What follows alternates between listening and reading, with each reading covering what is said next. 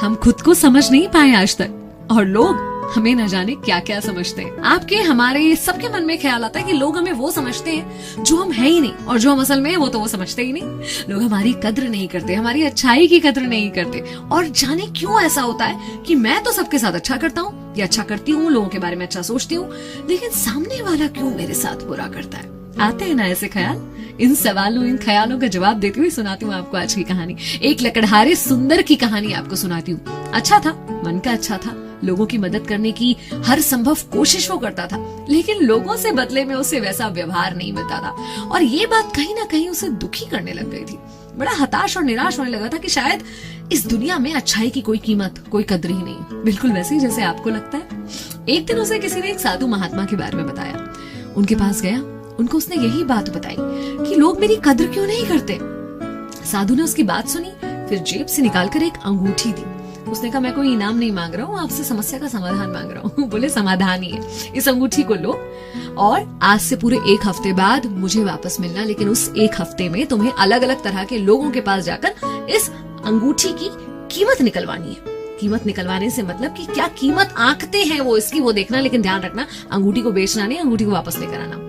उसने कहा ठीक है, करना शुरू किया। सबसे पहले गया एक व्यापारी के पास, उसने अंगूठी को देखा और बोला, 1000 रुपए दे दूंगा तुमको इस अंगूठी के। उसने कहा ओके, आगे चला गया। एक और व्यापारी के पास गया, उसने थोड़ा अच्छे से देखा और बोला, अच्छी लग रही है, 10,000 रुपए दे दूं इसके।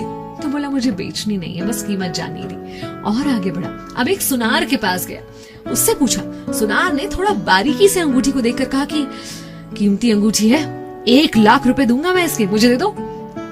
उसको बहुत हैरत हो रही थी कि हर व्यक्ति अलग दाम बढ़ा रहा है और ये 1 लाख रुपए तक देने को तैयार है। उसने कहा, नहीं, मुझे नहीं बेचनी अंगूठी। अब ना बहुत चिंतित होते हुए गया शहर के सबसे बड़े जौहरी के पास। उसे अंगूठी दिखाकर पूरी कहानी बताई और बोला, क्या मूल्य दोगे इसका। उसने इसको अच्छे से परखा, थोड़ा समय लगाया परखने में, और उसके बाद कहा कि भाई, मैं मेरा सब कुछ बेच दूं ना तो भी इस अंगूठी की कीमत नहीं चुका सकता, ये इतनी कीमती अंगूठी है। अब ये सब कुछ होने के बाद सुंदर की समस्या सॉल्व नहीं हुई थी, बल्कि और बढ़ गई थी। उसे समझ में नहीं आ रहा था कि हो क्या रहा है। 1 हफ्ते हुए, बहुत ही व्याकुलता से साधु महात्मा के पास जाकर उसने सब कुछ बताया और बोले, अब तक नहीं मिला तुम्हें तुम्हारे सवाल का जवाब। देखो, अंगूठी तो वही थी, लेकिन सामने वाला जैसा था, उसकी जितनी काबिलियत थी, उसने उस हिसाब से इसका मूल्य आंका।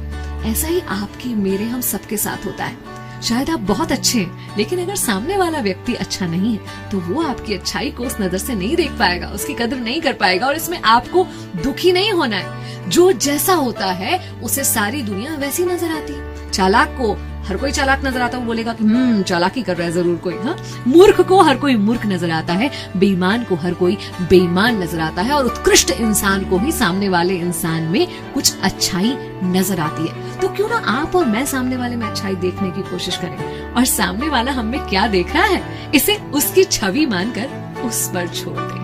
चिल कीजिए, अपनी तरफ से अच्छा करते रहिए, क्योंकि आप तो वही बनते हैं जो आप सोचते हैं। अपने बारे में अच्छा सोचिए, खुद की कद्र कीजिए और खुद को एक श्रेष्ठ इंसान बनाइए।